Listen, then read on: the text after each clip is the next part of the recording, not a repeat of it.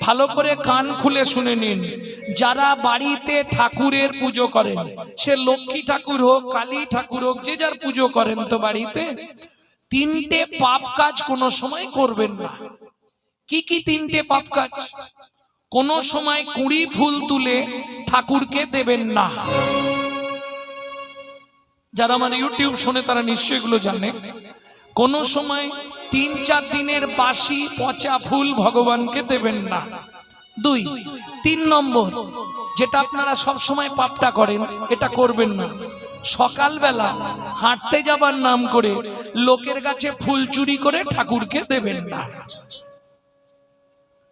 কি হলো, হাসছে কেন?